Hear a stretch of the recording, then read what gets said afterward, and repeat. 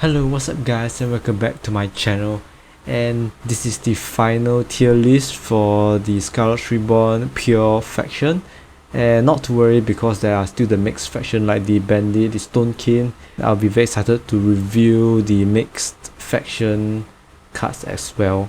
Yeah, this is the last one, the Shadow faction that I have not yet rated for tier list, and this will be in the context of PvE, both RPG and PvE campaign as well. So I will rate these cards mainly on pure shadow basis, and also a little bit of points based on its usefulness in mixed decks as well. So it gives a more holistic view of the card rating, if it is a very good card or not. So without further ado, let's get straight into this video. Right, the first card we have is the Altar of Chaos, and this is a really fun card where you can build the building and use the mass destruction, placing this like nether bomb, and it can deal a lot of damage, especially if you feed this building with a lot of corpse. I think this is not really a very practical card to use, but it's more of a very fun card, so it's not totally useless per se. So for Altar of Chaos, I'll put it as a D tier. Next you have the Altar of Nihil, and obviously this is a very useful card in PvE, so it's F tier. The Ashbone Pyro, for this card is quite versatile in mixed decks. Even for pure shadow itself, it is quite useful because it has this life stealing ability. And so for Ashbone Pyro, I will actually give it a B tier. It's a card that you could include in a deck, but it's not like a must to include. Next we have the Aura of Corruption, and for this card is very good if played well. I personally don't really know how to execute this perfectly, but I know that in certain circumstances, especially for the bosses, or you want to clear massive like units, that it's very useful. So I think for this, for me, I'll just put it as a B tier. You could have it, but honestly I would think that it's quite situational. Next is the Befallen's Curse, and I have the Shadow Affinity. However, I feel that both Affinity, the Fire and the Shadow, isn't a good card. I don't really even see anyone use this card. So however, I read the description. Basically it's a disease that can cause hostile units to lose life points per second, and for Shadow Affinity it makes the enemy unit deal 25% less damage. So it seems that it could be of use, but I wouldn't spend 100 power on this. So this is a D tier. Next, Blood Healing, and for Blood Healing I'll put it as an S tier because it's actually a very good card, and it heals pretty well, above a decent level I feel. So it's pretty good as compared to the old Blood Healing before the nerf. So S tier obviously. Next is the Church of Negation, and Church of Negation works very well with Frost because of its buffs on buildings, and even the Sky of Templar, which can heal Church of Negation. On pure shadow itself, not that useful. So I would think that if this card was to be placed in the mixed deck, it could fare better. However, being pure shadow, it will decrease its usefulness, so I'll put it as a C tier. Next is the Corpse Explosion. Again, this is a very niche card, difficult to execute well, but definitely has its own usefulness. However, I'm not sure how strong this could be, so I'll pack it as a C tier. Next we have the Cultist Master, and this goes very well with the Furnace of Flesh to return your void power, and I will rate this as a S tier card together with the Furnace of Flesh. So Furnace of Flesh is a combo card under S tier, very good. Next are the Dark Elf Assassins, and I don't really play this in PvE, but I play this a lot for PvP. However, this is a PvE tier list, so I would put this as a D tier. Next up we got Death Ray, and Death Ray is really good at upgrade 3 because it removes the slow on the ship. And the damage is quite decent actually, so I'll honestly put it as a A tier card. I'm not sure about you, but I really like how it is being played. Okay, next we got Decomposer. I don't think I will have a slot in my deck for Decomposer, but having it to return straight some power and of course some to the void power as well pairs really well with the Furnace of Flesh too. So I will put it as a B. It's not a must have, but nonetheless it's pretty good. Alright, we have Drake Charger, and Drake Charger is a very good starting card, similar to Witch Claws. However, Drake Charger has the additional Stomp, which you can trample small units. So in addition to its small counter, it really does well in tier 1. In that case, I will put it as A tier for Drake Charger, or could be a B tier as well. But usually I will have if I have a melee unit that I want to deal a lot of damage to small units, I will go for the Drake Charger. Okay, next up we got the Eliminator. And Eliminator is a card that I don't really see at all. I don't think it is very useful for both affinities. I mean, the buffs are very niche, only for demon or undead unit. I'm not very sure that it's very helpful. So I'll put it as both as a D tier. Next we got the Embalmer Shrine, and I would give this the same argument as the Cultist Master and the Furnace of Flesh, which goes into the S tier. Embalmer Shrine combo with the Shadow Phoenix. Where's the Shadow Phoenix? Both S tier. It's very, very strong. Next we have the Evocator's Vote, and this is a PvP card, so F tier. Next we got the Executor. I don't recommend this card because it's an L counter for Executor. Generally for tier 1 you don't really attack any large units, and it's quite paper, like very easy to die, so I'll put this as a D tier. Next we got Fallen Sky Elf. It's a very situational card, especially useful for boss units because it can make them take about 200% more damage. Yeah, so Fallen Sky Elf will be a B tier situational card, but quite useful. Forsaken is a must have for tier 1. Very, very good ranged unit, so it's the S tier for Forsaken. Frenetic Assault, again for both affinities, very helpful crowd control, especially for Shadow. You want to really save those unit health and have the enemy units aggro against each other instead of directing to your unit. So Frenetic Assault is S tier as well. We're seeing a lot of S tiers for Shadow. Next we got the Green Bahir, and for Green Bahir, the good thing about it is that it can spawn these little crawlers, and they can be really useful. But however, I would still think there is a situational card because I think the damage of Green Bahir isn't very fantastic. I'll park it as a B tier. It's a pretty useful card. Next we got Harvester. I have my doubts on Harvester. It is a more PvP card and it costs way too much, 300 power.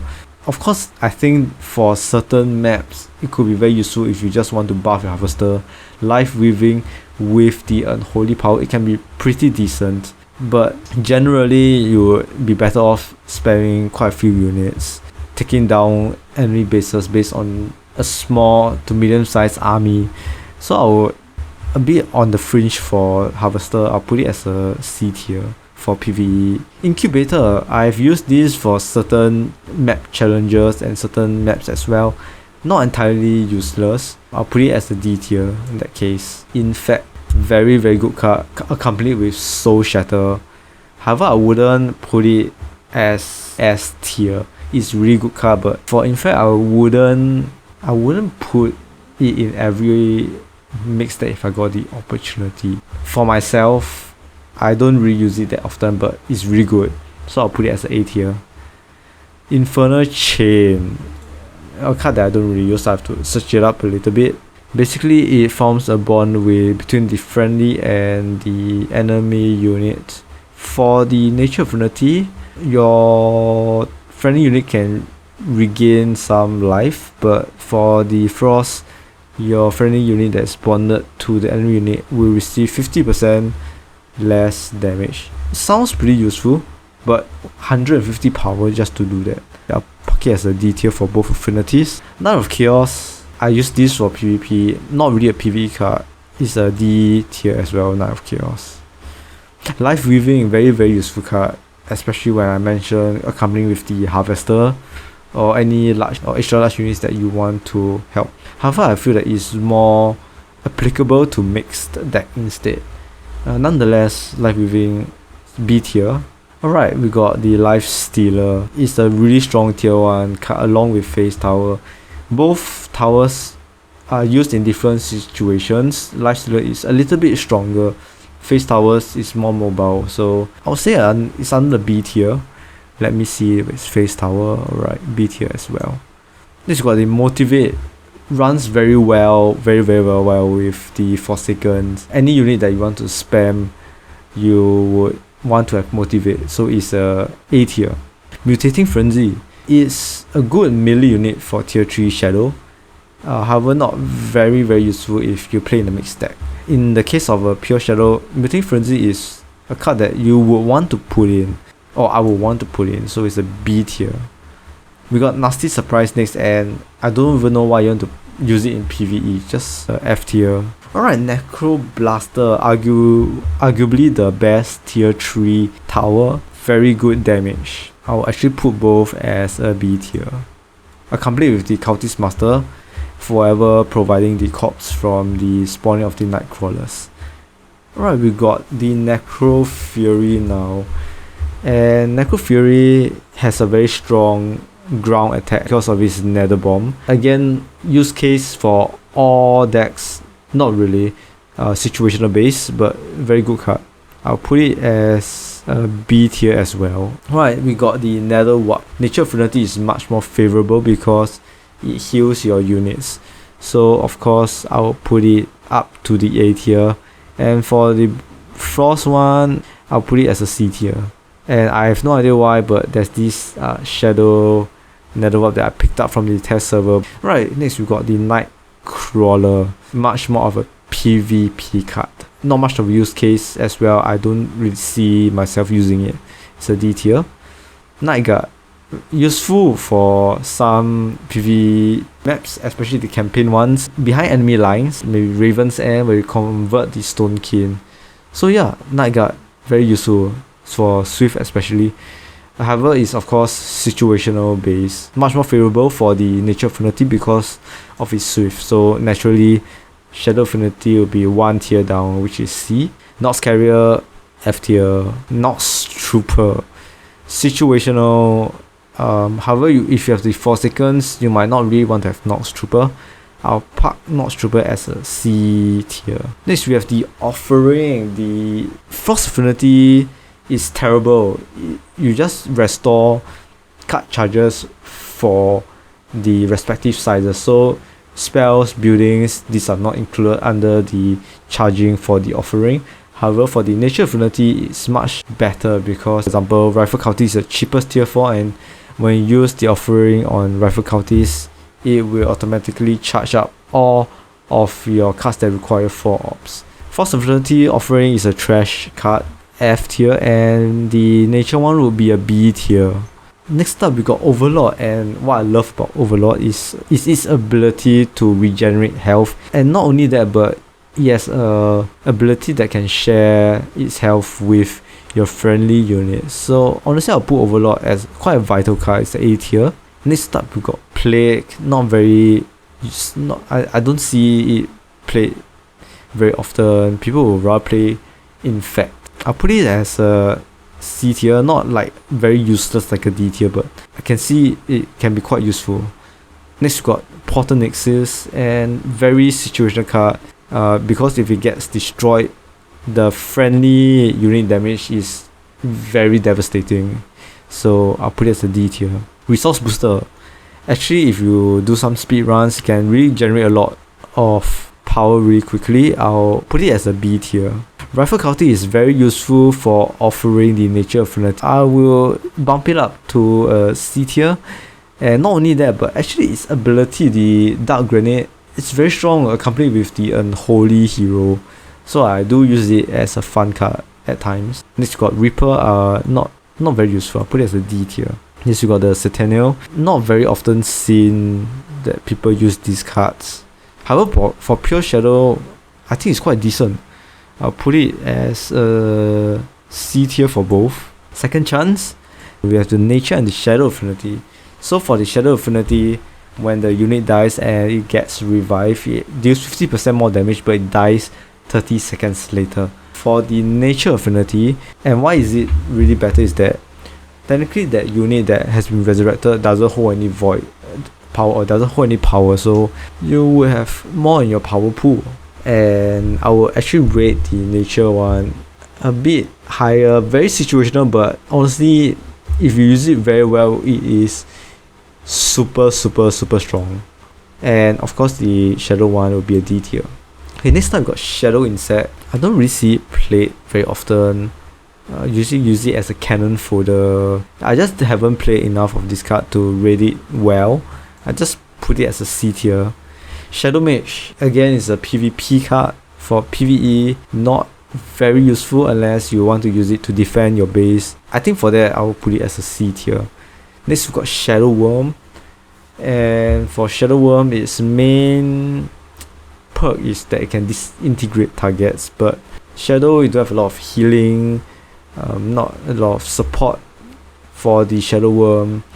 And on top of that is a 4 Shadow Orb, so makes that not very viable for it unless you play Enlightenment. So for Shadow Worm, sadly it's a C tier. Very cool card, but it's a C tier.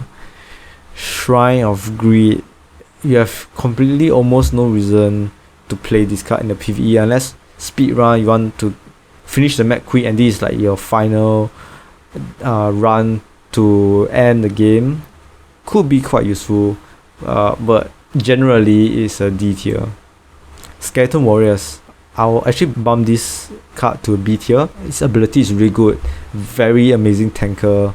Alright, next time we've got the Snap Jaws, and the Fire Affinity is much better because the hostile units attacked by the Fire Affinity Snap Jaws will take additional damage. I think the Snap Jaws for the Fire would be rated a bit higher. Snap Jaws would be, I'll put it as a B tier, then the purple one will be a C tier. Soul Splicer, the Nature Affinity, if you use it as a tier 1 card, is an S tier.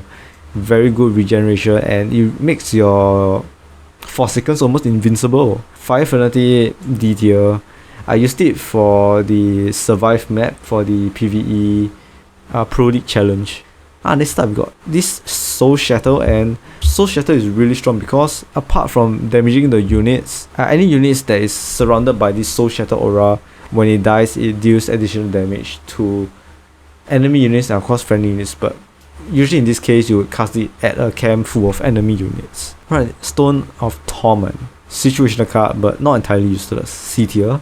Time Vortex, I would recommend the Frost Affinity more because the lower your void power, the faster, the quicker it attacks. So it's a B tier for the Frost one, but a D tier for the Shadow one. Next we got Undead Army, very situational card, not entirely useless. I'll put it as a C tier. And Holy Hero, honestly, I'll put it as an A tier. The damage that gives to your units is insane. Of course, it has its drawbacks that whatever damage taken by this unit buff with Unholy Hero, it will be spread among your friendly units as well. Right, Unholy Power is a B tier. Come to think about it, I'll put an Unholy Hero to a B tier in the case of a Pure Shadow. Alright, Unstable Demon, pretty useless, D tier. Void Maw, I'm on the fence for this one. It could be useful, but do I really want this as a tier 4? Something that I ponder a lot. It's either a C or a D tier, but okay, I'll put it as a C tier for now. Void Storm, F tier. Witch Claws, B tier for both of them. Good, it could also be an A tier if you prefer Witch Claws over Drake Charger.